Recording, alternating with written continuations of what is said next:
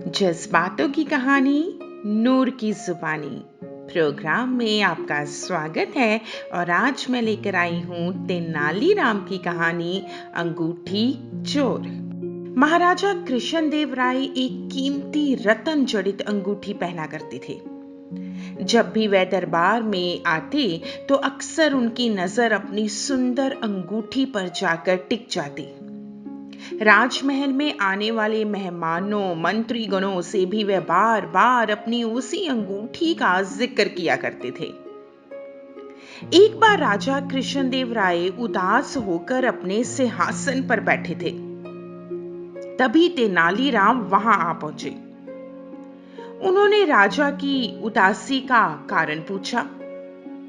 तब राजा ने बताया कि उनकी पसंद की कीमती अंगूठी कहीं खो गई है और उन्होंने कहा कि उन्हें तो पूरा शक है कि उनके जो अंगरक्षक हैं, उनके 12 अंगरक्षकों में से ही किसी एक अंगरक्षक ने उनकी अंगूठी चुरा ली है।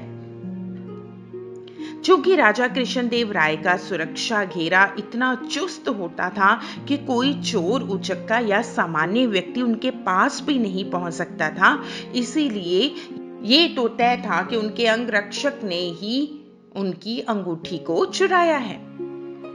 तेनालीराम ने तुरंत महाराज से कहा, मैं अंगूठी चोर को बहुत जल्द पकड़ लूंगा। ये बात सुनकर राजा कृष्णदेव राय बहुत प्रसन्न हुए। उन्होंने तुरंत अपने अंगरक्षकों को बुलवाया। तेनालीराम बोले, राजा की अंगूठी आप अंगरक्षकों में से ही किसी एक ने चुराई है और मैं इसका पता तो बड़ी आसानी से लगा लूंगा। जो सच्चा है उसे डरने की कोई जरूरत नहीं है और जो चोर है वो कठोर दंड भोगने के लिए तैयार हो जाए। तेनालीराम ने बोलना जारी रखा, अब आप मेरे साथ आइए, हम सब काली मां के मंदिर चलते हैं। राजा बोला, ये क्या कह रहे हो तेनालीराम, हमें चोर का पता लगाना है, मंदिर के दर्शन नहीं करवाने।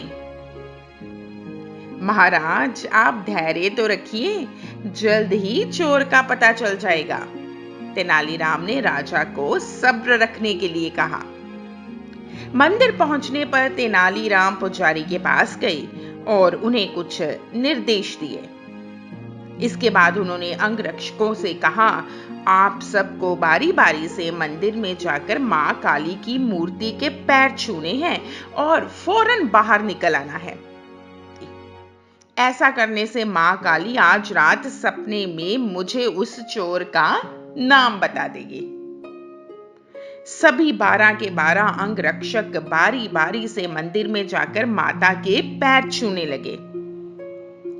जैसे ही कोई अंगरक्षक पैर छूकर बाहर निकलता, तेनालीराम उसका हाथ सूंघते और एक कतार में खड़ा कर देते। कुछ ही देर में सभी अंगरक्षक एक कतार में खड़े हो गए।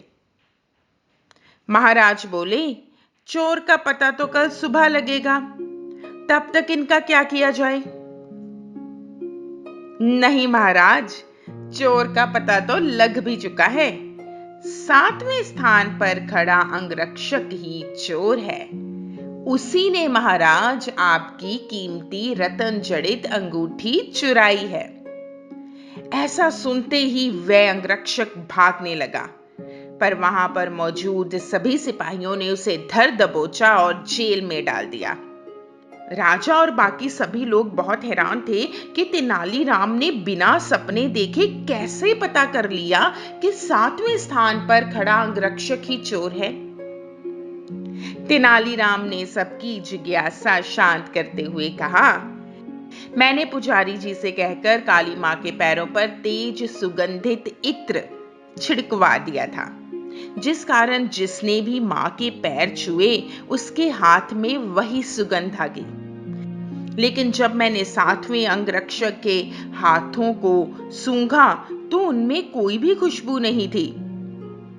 असल में उस अंगरक्षक ने पकड़े जाने के डर से मां काली की मूर्ति के पैरों को छुआ ही नहीं, और इससे साबित हो गया कि जिसके मन में पाप है उसने मां की मूर्ति को नहीं छुआ और वही चोर है। राजा कृष्णदेव राय एक बार फिर से तेनालीराम की बुद्धिमत्ता के कायल हो गए और उन्हें स्वर्ण मुद्राओं से सम्मानित किया गया। जी दोस्तों, जिंदगी में बहुत बार ऐसे हादसे होते हैं, बहुत बार ऐसे मौके आते हैं कि जब आपको बहुत ही चालाकी से, धैर्य से और बुद्धिमत्ता से काम लेना होता है। केवल लड़ाई झगड़ा करके या दूसरों पर आरोप लगाकर या किसी को डराकर कई बार हम वास्तव में जो गुनाहगार होता है उसका पता नहीं लगा पाते। इसलिए गुनहगार को पकड़ने के लिए कई बार थोड़ी सी चालाकी, बुद्धिमत्ता और संयम की जरूरत होती है, जैसे तेनाली राम ने किया और देखो चोर को पकड़ लिया।